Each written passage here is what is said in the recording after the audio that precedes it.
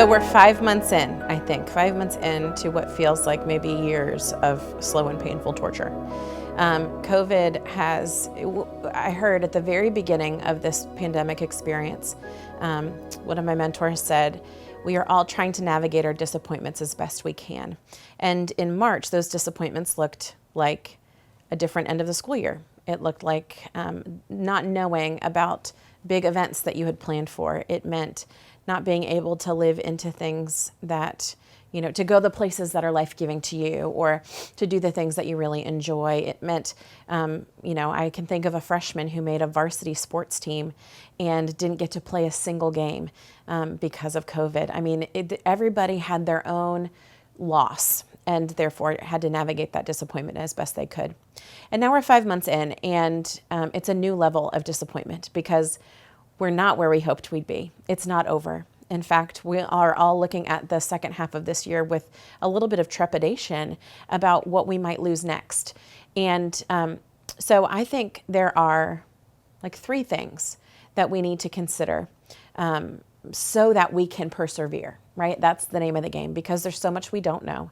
There's so much we can't plan, but we can do things even now to help us persist and persevere. So I think the first thing you need to do is figure out what your spirit needs.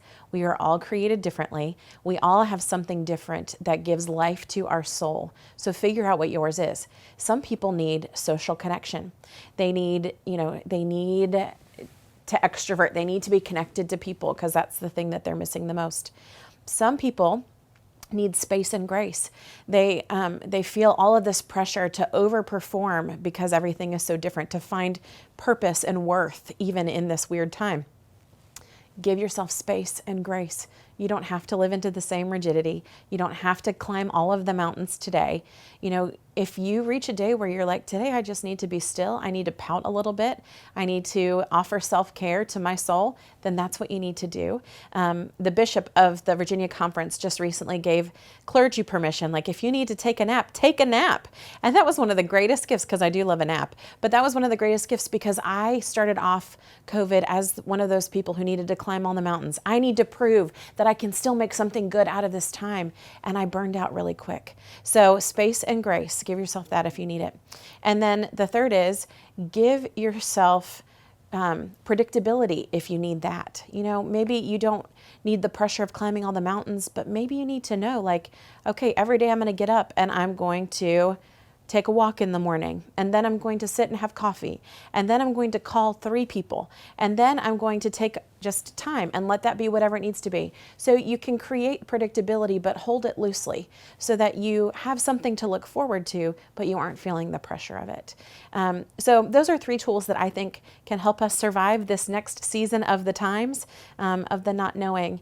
And in all things, I would remind us all just to be in prayer, because we know that all things are possible through God, and that God hasn't left us, that God is working even now in the hearts and the minds of those who can create that which will free us from this experience.